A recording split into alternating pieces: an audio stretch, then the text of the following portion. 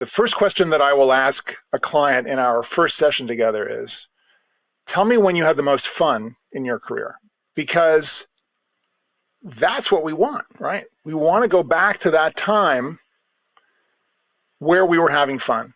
When you're having fun, you're at your most creative, you're most enthusiastic, you love the people you're working with, they love you. It's just a complete win-win. And we have an opportunity to kind of capture what it was about that time and what we were doing and how we were engaging with people and begin to create a value proposition around that for the future. Welcome to It Gets Late Early. Today, I have John Tarnoff. He is a career reinvention coach, as well as the founder of the Mid-Career Lab. And he knows all about what to do as you approach 40 or over in your career. So I'm thrilled to have him here with me today. Welcome. Great to be here. Thanks for having me on, Maureen. Yeah, no, spot on the nose for this audience and this subject matter. So super happy to have you. Let's kick off. Tell me a little bit about how you came up with the concept of the Mid-Career Lab and what set you off on the path to coaching. Right. So I've been doing this for about 12 years. It's the latest in my continued series of reinventions in my life. I come out of the entertainment business. I kind of got fired into this straight out of college, moved from the East Coast to LA. I'm an Amherst grad. I was the only guy at Amherst doing film back then. Came out to LA to be in the business, had a 35-year run, up and down, very volatile business, as everyone knows. And I like to dine out on the fact that in my entertainment career, I was fired 39% of the time. And I brought that up in my TEDx talk and got a big laugh and a nervous laugh at that, because people think, well, why are you talking about getting fired? I mean, why would you even think about that? And the reason that I brought it up and that I talk about it is that we have this stigma about getting fired, which is an outdated stigma. And we have to get over the idea that getting fired is shameful and that getting fired is fatal. It's not. It's not shameful. It's not fatal. And it is, in an increasingly volatile workforce and economy, an indication of the fact that things are changing that are outside of your control. And it sucks to get fired. I'm not saying it doesn't have tremendously impactful results on your psyche, but it's about fit. And we talk about fit a lot in the jobs market, and it's a thing. And we have to recognize that we need to really figure out what our value proposition is. I like to call it the superpower, and use that really as the basis of your job and career strategy, and really go from there. So that really is the basis on which I work as a coach. And the basis of the Mid-Career Lab idea is to invent your future, figure out who you are, why you do what you do, where you want to take it, and bring that front and center in your pitch. Stop trying to fit into job descriptions of jobs that you can do or could do, or are kind of like what other people are doing or what someone is telling you you should be doing, and start on the inside. I love that. I mean, we do contain multitudes, right? And we have a lot that we learn over the course of our careers, and some things aren't a fit, some things are. You learn just as much from what doesn't work as what does, in my opinion. Absolutely. And I love what you're saying about reframing the job loss, because so many of us are going through, especially in the tech industry right now, are going through job loss or fear of it, and firings versus layoffs. You know, I wonder if there's really that much of a distinction there, because even a layoff really does hurt, even if you know it has nothing to do with you.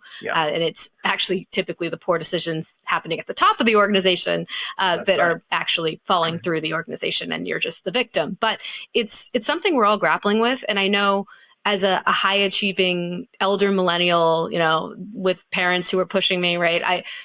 Losing my job was an intensely painful thing, and something that I had shame about. And I will cop to actually stigmatizing those who were laid off, thinking, well, they must not have been that good, right? And so that is something, you know, hey, I'm on the receiving end now. So Sure. it's an important reframe. And I think that we need to recognize we also have so much life ahead of us now, thanks to modern longevity and the lifespan extending. And so I love that you are trying to draw people into believing about their future, that it can be better than their past, and that it can be distinct from what they've done in the past, and that they can actually chart their own course. So Right. I love that. I think that's Right. really necessary in today's world. Yeah. There's a whole movement, philosophy, point of view around this idea of the 60-year career. And strangely enough, of all places, I've seen this really highlighted in the Wall Street Journal and on their podcast.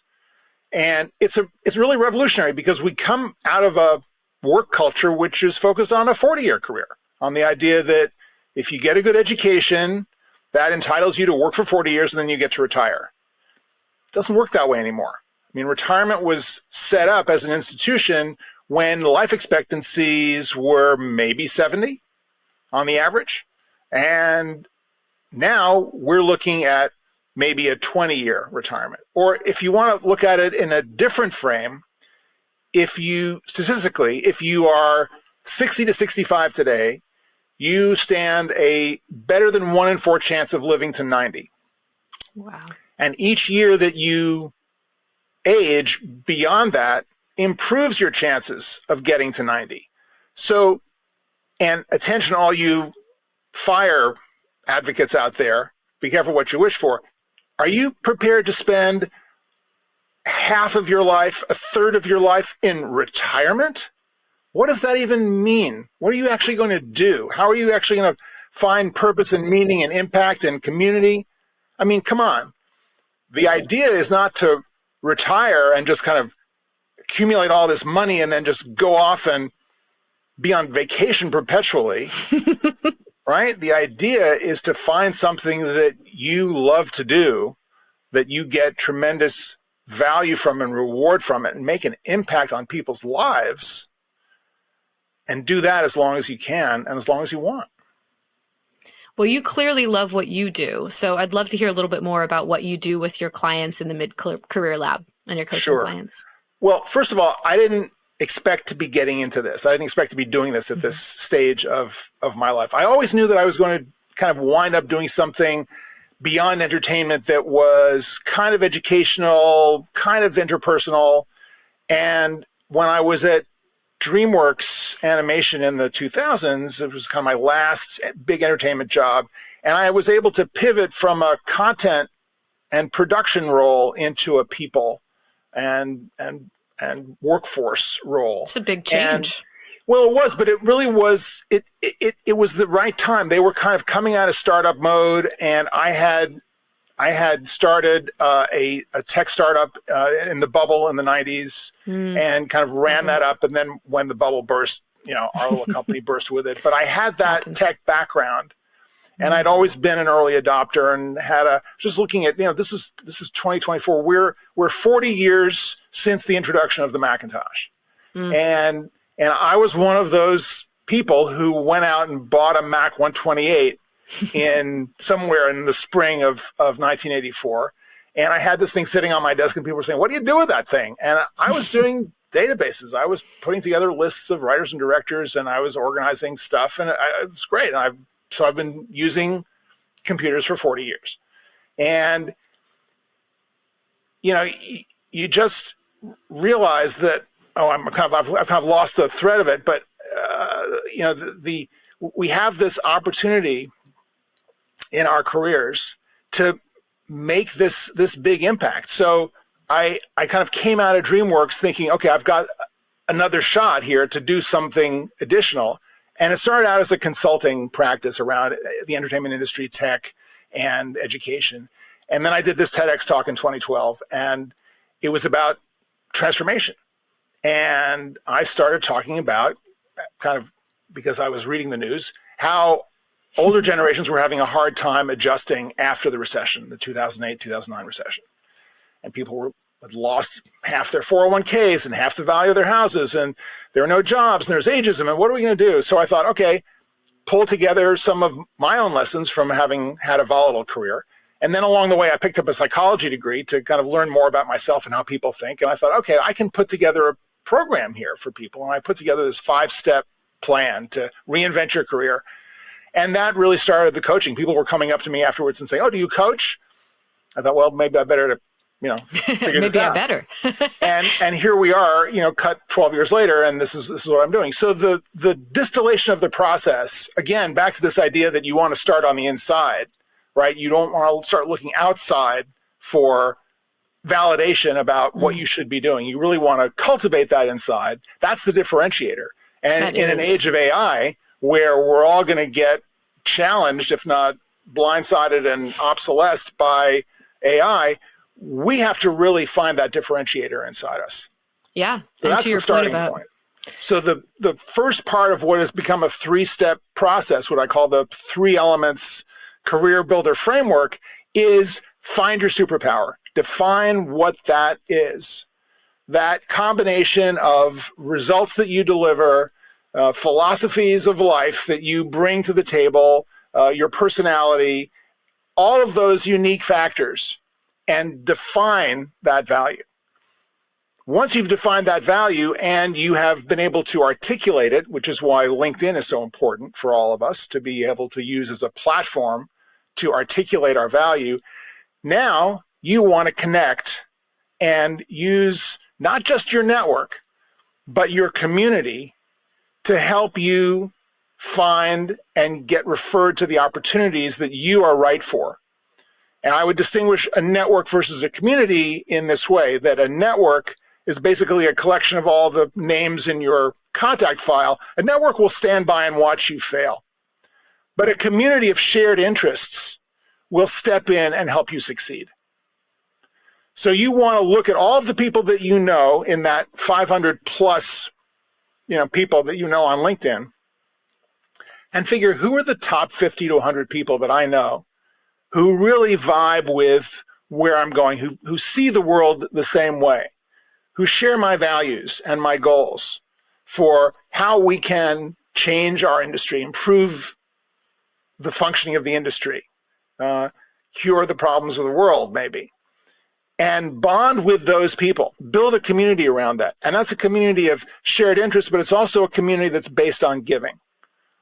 So to flip the 80-20 rule, you want to be giving 80% in your community building and networking, and you want to be asking for favors 20% of the time.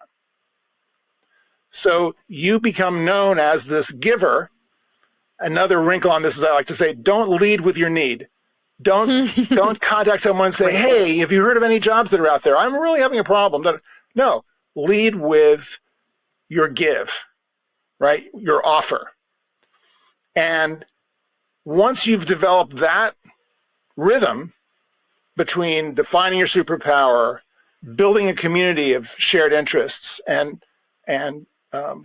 invoking or enabling referral relationships to grow and evolve along those lines, the third step is to become a thought leader, is to go really far beyond your community and develop a reputation and an expertise around 2, 3, 4 topics that are core to who you are, what you do, what you deliver, and build that expertise through posting on LinkedIn, blogging, the kind of podcast stuff that we're doing now, but also in real life, industry associations, events, any opportunity that you have to engage with people about what matters to you and what matters to your business, but it's not about getting a job. I see. It struck me as you were speaking about this, that this is something that is actually an advantage for older people, right? This whole element of creating this community, communities are built over time. And so younger career professionals who have fewer years under their belts, they don't have the same connections. They don't have the same people in their contact list, as you suggested. Right. And so this is actually something that is a boon to people who are older, that you have the opportunity to do this over time. But you have to start now, right? Yeah. And I think for younger people, now is the time to kind of get a clue about what's coming down the road. Yeah. and get into this right now. So if you are, let's say you're in your early 30s and you're bouncing around trying to kind of keep working and get a job, you're going to be in this kind of roller coaster of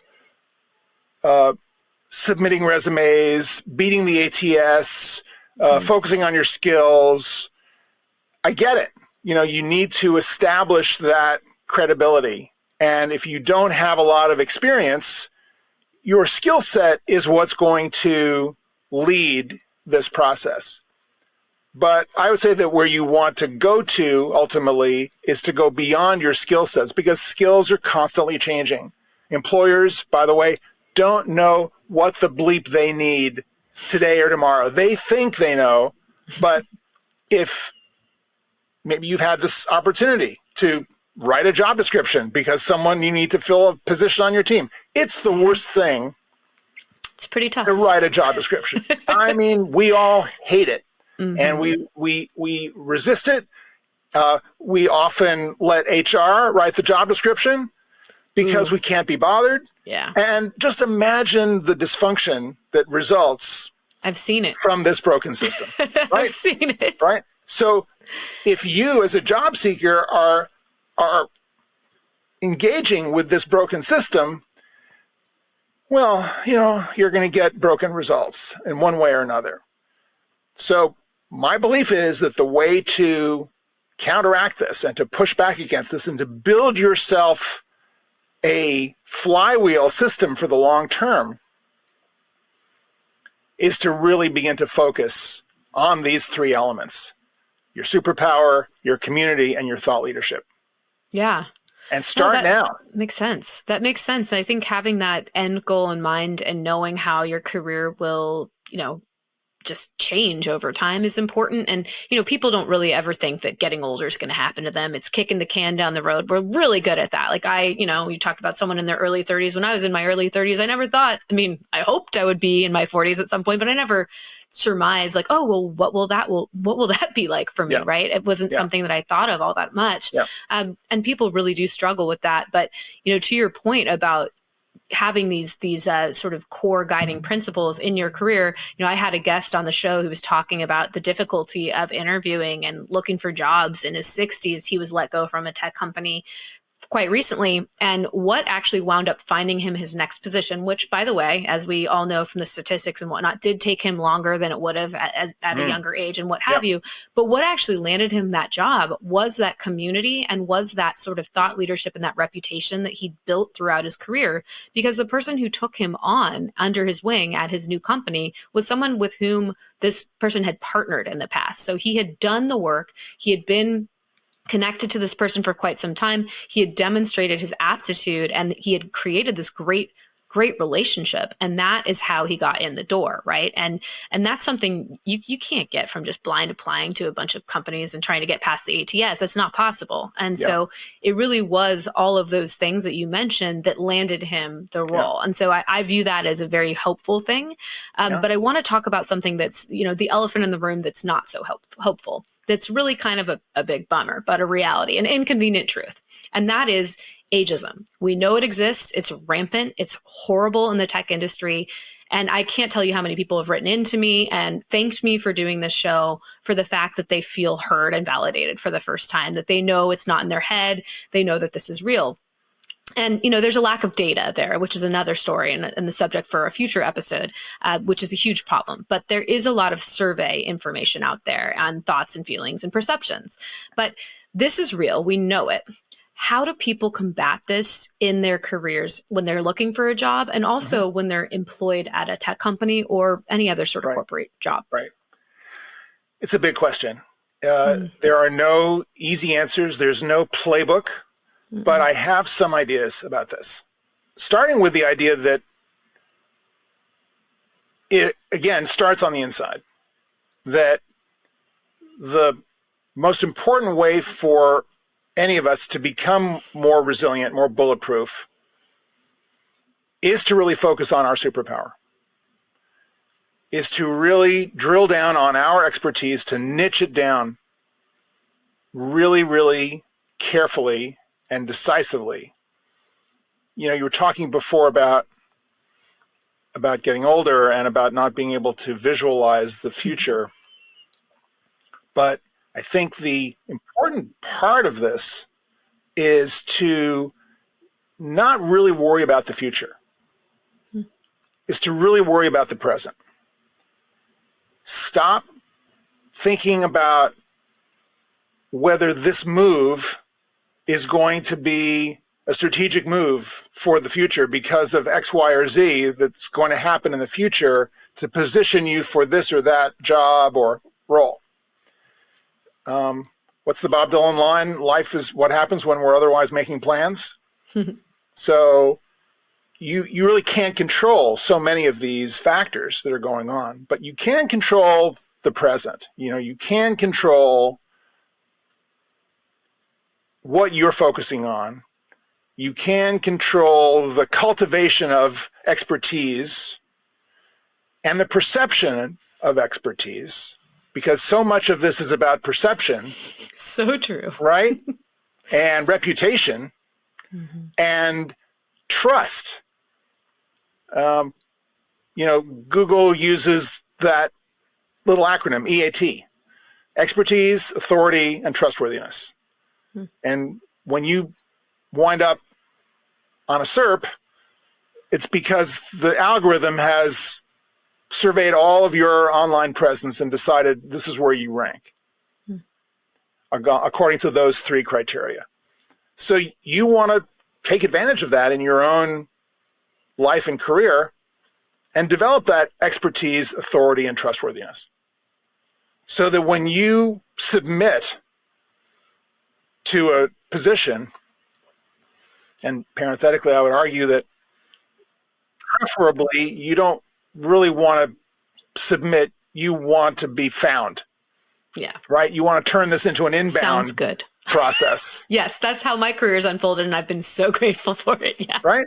Well, because there's a way of doing this. This is not magic. This is not, lighting a candle and praying. This is work, right? You have to lay that groundwork. But if you have a LinkedIn headline that describes the 3 or 4 roles that you perform, not your job title, and your about section, in my world, describes your who, your why, and your where, who you are, why you do what you do, and where you're going with it, as opposed to what most people do, which is to do a text bio, right, of information that they can put in their experience section. Then you begin to create this distinguishing aura and perception of you as an individual. And I think this applies across the board. You could be a full stack developer and think, oh my God, I'm a generalist. I can do all of these things. I can go anywhere. Well, no, you don't want to do that. You don't want to be competing with everyone else who's like you. You want to find the particular areas that relate to your area of interest and expertise and background, as well as the work that you've done, and create a narrative around that, a story that people can latch onto. People don't hire skill sets. They hire people. Skill sets are fungible at the end of the day. So what does this have to do with ageism? It has everything to do with ageism. Because if you can distinguish yourself today, tomorrow, in the future, and build on this progression and create a career narrative around this, you are separating yourself from the pack and you are becoming a solution to a problem, not a resume that matches a job description, where you're competing against keywords and imperfect perceptions of who you are that are leaving out all of the soft skills, right? All of the wisdom and the insight that you may bring to the table. So, long-winded way of saying, ageism exists, it's out there, you're going to hit it, you need to circumvent it.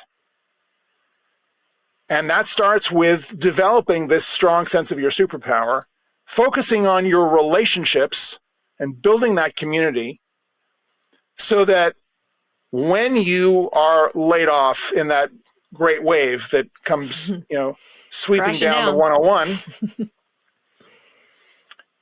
you can turn to your community. And by the way, your community will already be there because you will have seen this, or you should have seen this coming down the pike, and you should be ready for it, right? So it's a bold statement, but I will say if you follow this set of principles, you will never have to search for a job again. That sounds wonderful. Because you will be constantly in touch with the community of opportunity that is around you that you have cultivated. It takes time. Start now, right? Question Don't for put you. it off. Absolutely. Because by the time you're 40 and then 50, you will have entrenched yourself in this identity of value, and it will continue to evolve, right?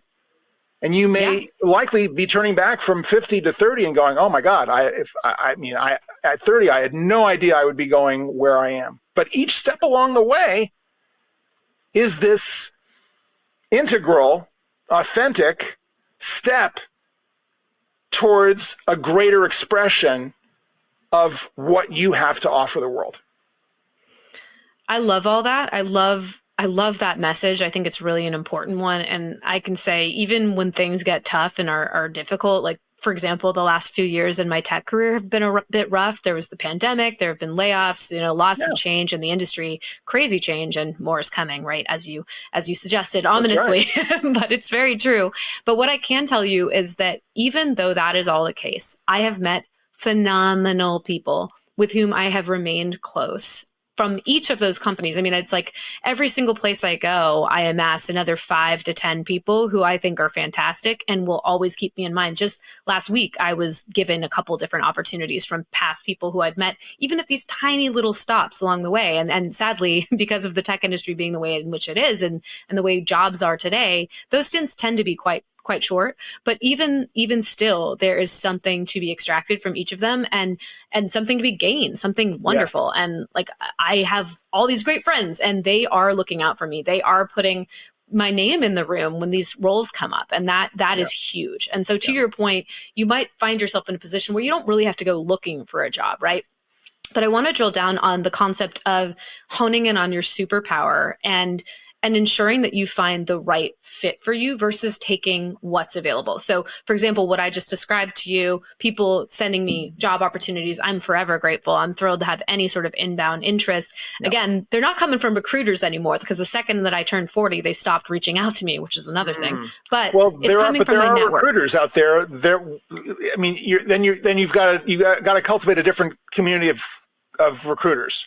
Right. And these are just out, them inbound soliciting me that dropped off a cliff when I turned 40, which I just found to be very emblematic of ageism and how persistent it is. But these opportunities that come my way, I'm super grateful for them. But how would you advise people to pick the right one and not just kind of fit themselves into what's available?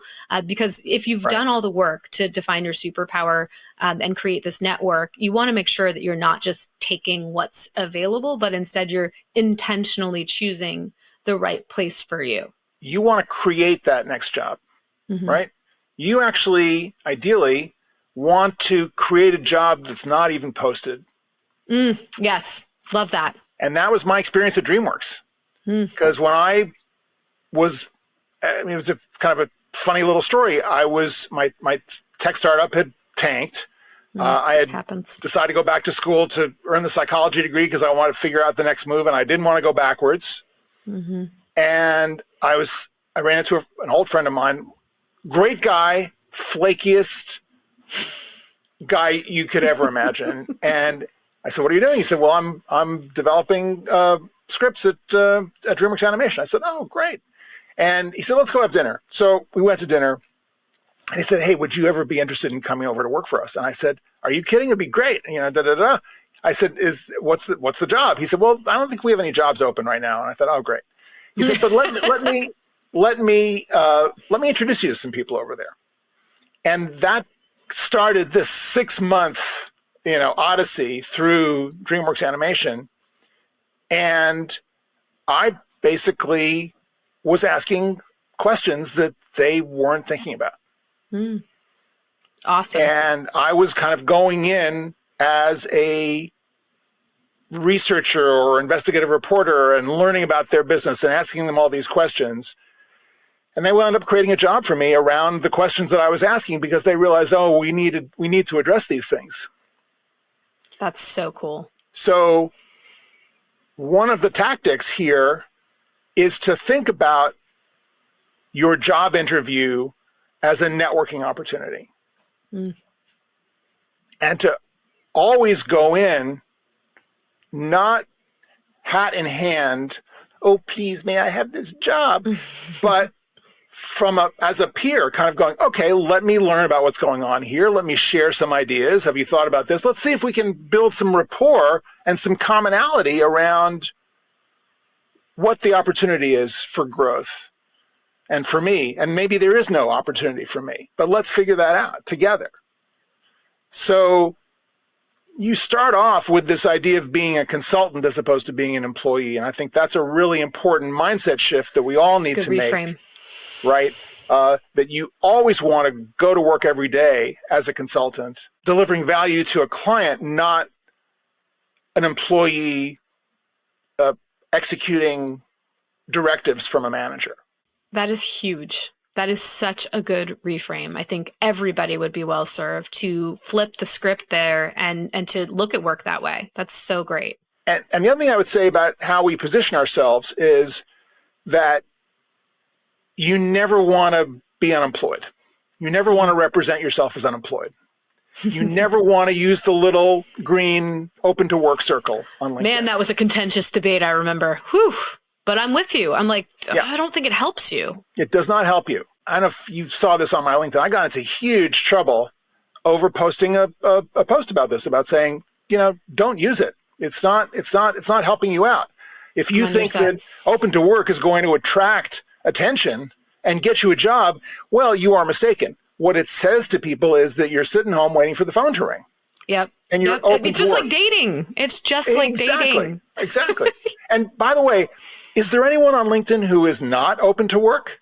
Exactly. Hello? Exactly. We're all open to work. And by the way, and recruiters were going crazy over this idea. They were insulted that I would even broach the idea that recruiters are more interested in people who have jobs than people who don't have jobs. That's not true. We look at people on their merits, and it's like, come on, guys, you do not. No, it's human psychology. You went and got a degree in it. It's that simple. Way, the recruiter is not the decision maker.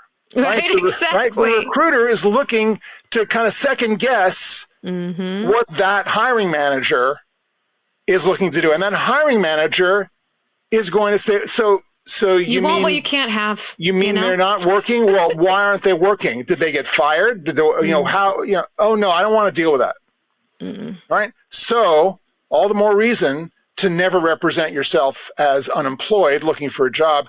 Your first bullet on your experience section, if you are between jobs, should be your consultancy. Yep. It is your initials, associates, consulting, whatever that is, and your blurb under that header is your ideal job description. It's the value that you deliver to your employer / client. And by the way, you may pick up some clients while you're waiting for that full-time job. You very well may. To the people who are saying in a corollary conversation, oh, I've got all these short-term gigs. I was at this company for 6 months, and then the manager changed and everyone got fired. And I was at this other company for 9 months, and that was a shit show. And da-da-da-da. What do I do to prevent people from thinking that I'm a job hopper? Well, you have your consultancy. You put all of these short-term gigs under your consultancy as consulting gigs. Because in essence, that's what they were, right? Exactly. You were there for a short period of time doing whatever it was that you were doing, and then boop, it was over. Yep. So use the system to position you to tell the best story that's going to raise again the perception of you as a professional. Yep. And push back against all of these questions: unemployed, too old, not enough experience, too much experience. Get specific about what you deliver so that all of those other questions go away. It's like, do we need this person to do this job and deliver this value? Yes. Are they the best person? Yes. Or no. But at least you have that territory staked out. Yep. So if it's not this particular company, it's going to be another company, because you're market testing this. You've got a network and a community of people who are saying, hey, you might want to think about adding this to your superpower definition, right? You may want to think about tweaking this a little bit. You're in a dialogue with people who want you to succeed, and they're going to help you do that. You got to keep reaching out. You got to offer the same advice to them as well. It's a community, after all. It's back and forth. But there is a way to market test your value and appeal to the right people and target those companies and say, hey, I just got interrupted in doing this great build out for such and such a company. I notice you're in the same field. You're dealing with the same kind of growth. You're at a certain stage in your company. Do you want to talk about this? And they may say, well, we don't have any jobs posted. That's okay. Let's have an informational meeting. I'm really interested to learn more about your company and maybe provide some value here. And maybe who knows what could happen for the future in our relationship. Yeah. All great approaches for sure. And I think so much of what you are talking about here comes back to mindset. And I understand that you spent some time getting a psychology degree, for example, as well as working at, I think it was the Designing Your Life lab at Stanford. Yeah, so Bill Burnett and Dave Evans at the Design Lab wrote this book, Designing Your Life. And that book kind of grew out of a lot of conversations they were having with their undergrad and grad students about, okay, so now I'm kind of getting out of school. How do I start? What do I do? Right? What's life about? What's work about? And the book grew out of that. And I kind of came to it because I was hearing about design thinking. And I'm thinking, what the hell is design thinking? And I read the book and I thought, oh, this is how we make movies. I've been doing design thinking for the last 30 years and I just didn't know it. Because every movie or TV show goes through multiple prototype stages in a similar way to the way a tech product might go through a game. Just not quite as sexy. Yeah. Not quite as sexy, depending on your point of view. And I saw that they were certifying people to coach. And I thought, oh, this is a great addition to my repertoire. So I applied, and I got a note back from, I don't know, it was Bill or Dave saying, hey, we saw your background. Are you sure you want to do this? Don't you kind of already know this stuff? I thought, no, I do want to do this because it's just another way of looking at the kind of mindset that I bring to the table, and I think everyone should bring to the table, which is this idea of prototyping, of testing things out, of iterating, and of acting as if, right? Acting as if it's not fake it till you make it. That's not what it's about. It's put yourself into the position of completion, right? What would this be like if it were done? What would it feel like? What do I have to cover that I haven't thought about by positioning my mind into that position? Stuff like that. So yeah. Very cool. And I know you've also done work at LinkedIn. You've done LinkedIn Learning instructional courses, I've got which is fantastic. 4 courses on LinkedIn that are really focused on the multi-generational workforce. Oh, love that. I'm going to have to take them. So one is about how to being an older report with a younger manager. Yes. One is being a younger manager with an older report from, how do you deal with that? And one which I like a lot, which goes to much of what we're talking about today, is managing the multi-generational workforce, is the idea of and I know this is kind of becoming out of fashion for some reason, but DEI, unfortunately, seldom includes age as a diversity factor.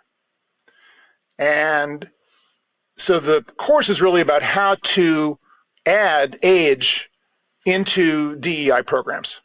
The idea of really being completely open and covering the last ism, which is age. Yep. So right? important. And how it's not a heavy lift if you are focused on diversity and equity and inclusion. Well, you want to include age in that definitely do. matrix, because having a multi-generational workforce is going to bring various points of view together, and innovation, experience. It's an unbeatable combination. Couldn't agree more. And Gen Z really desperately wants mentorship. I mean, there was an Adobe survey that went out recently, and it was like 80% of Gen Z is yearning for a mentor, and only 50-something% actually have one. Yeah. Companies, listen up. We want this. We all want this. And I know I've benefited greatly from having mentors throughout my career, and everybody deserves that, right? Yeah. So I really hope we can open people's eyes. And I think having conversations like this, the courses that you have out there, all of this is really important to actually getting us the awareness that is needed in order to spark change. So I'm excited about that. That's really great. So everybody should go check out your courses online on LinkedIn too.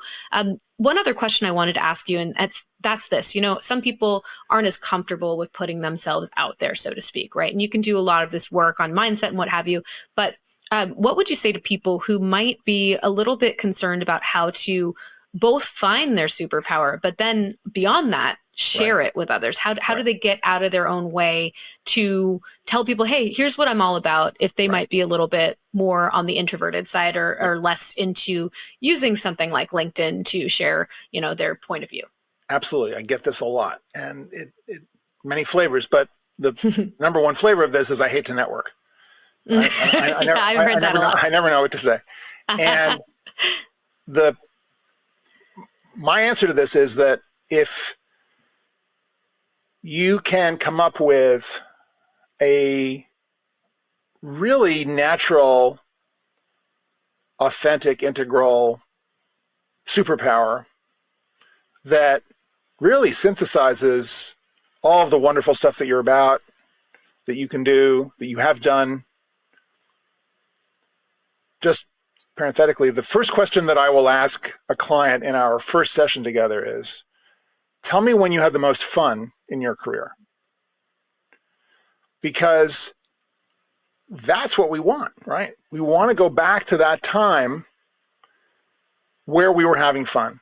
When you're having fun, you're at your most creative, you're most enthusiastic, you love the people you're working with, they love you. It's just a complete win-win. And we have an opportunity to kind of capture what it was about that time and what we were doing and how we were engaging with people, and begin to create a value proposition around that for the future. And I really believe that if you develop that superpower, that value proposition, that you feel really comfortable with and excited about, and every day you get out of bed and go, look, I don't know if today's the day that I'm going to get an offer or not, but I know that everything that I do today is going to be in pursuit of doing that value proposition. Then it becomes much easier when someone says, so tell me about yourself. That famous tell me about yourself question.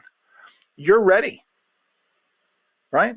I can't wait to tell you about myself, because I'm very excited about this work that I do and want to have the opportunity to do. And here it is in a nutshell. Let me explain it to you. And I've thought about this, and I'm really focused in on this area. So again, it does take some thinking, and it takes some preparation, and you want to write this stuff out, and you want to use your LinkedIn as a canvas to develop this narrative, right? This expression of yourself, so that when you read that LinkedIn about section, you go, yeah, that's me. It doesn't feel awkward. It doesn't feel corporate. It doesn't feel like someone else wrote it for you, or it doesn't feel like you're trying to, please anyone except yourself. But you're you're in business, right? You're addressing a business need. And the more you do that, as with any pitch that you're doing, the more you do it, the easier it's going to get. So I would say if you are, and strangely, this may seem strange to many people, I am a total introvert. If I am on this call today with you, talking a mile a minute about this stuff, it's because this is what I've developed and lived and breathed. 15 years ago, I couldn't have done this. Yep. Right? I would be tongue-tied. You would have said, so you're a new career coach, John. Tell me about your practice. I would have been just mortified and kind of hopefully getting something out that would make sense, because I'm testing it out. I'm hearing this stuff for the first or second or third time. Plunge in. We're all into cold plunges these days. Do the cold plunge. Do the cold plunge for your pitch, right? That's awesome. And keep repeating it. Use your community, right? Get familiar with loving yourself and appreciating yourself and being okay with what it is that you want to do. And all of that, it will become easier. And you will get greater traction because people will read that. They will go, whoa, that person really loves what they do. And I wish I had a job for you, because I'm just so inspired to hear your excitement for this. And let me make a call. I know someone that you should talk to. That's how it happens. Right? People remember how you make them feel. You bet. It really, really, truly matters. Yep. And they might not have the specifics memorized or anything, but how you make someone else feel is so resonant, and it's going to make the test of time. It's going to stand it. Yeah. So, and what you just described, that sort of progression and that self-reflection, that's something that I think people get better at over time as they get older. Yes. I am so much more comfortable with who I am as a person and what I stand for and what matters to me now that I'm 41 than I ever was earlier in my life. It just gets better. It just gets better. And it really does. We are being sold a lie. It is only improving. It's really the truth. And so I'm actually excited when I think about what's next for me in my career, because I am that much more in touch and attuned with who I am and what I want. Yeah. And so I think that's something that we older, experienced candidates can really take with us and make work for us in a way that you just can't do earlier in your career. It's true. It's true. Yeah. It's like the longer you go on, the fewer, you just don't care about as much anymore. You're more comfortable. And I really think that pays off in spades. And I'm sure that the people with whom you work as clients are really you're seeing the benefits of really honing that skill and being able to take a pivot, reinvent themselves if they need, double down on what they care about. All of that's so critically important. And so I'm really glad that you were here today to share some of what's behind your coaching methodology and what you believe. So thank you for being on the show. Thank you for sharing all of this with us. It's a pleasure. Awesome. Now, John, if people want to go learn more about you, where should they find you? Well, they can start on LinkedIn. I think I'm the only John Tarnoff on LinkedIn, so just search for me, JOHNT. The one and only. The one and only. And then I have a website, johntarnoff.com. If you want to kind of get into the process, I have a little handout, which is a little exercise sheet that's based on the 4 Ikigai questions. What do you love? What are you good at? What does your world need? And what can you get paid for? So that last one's crucial. Right. And so that's at johntarnoff.com/4 questions. The number 4, awesome. No spaces, questions, 4 questions. So just I'll download that sheet all. and have fun and get the juices flowing. That's fantastic. Yeah, I think sometimes it's just like taking that time to actually start is so critically difficult for people. And so having that sort of a worksheet to set you off on your way and do that deep thought and reflection is so important. So thank you, John. I will link all of that in the show notes. It was a pleasure having you. My pleasure to be with you.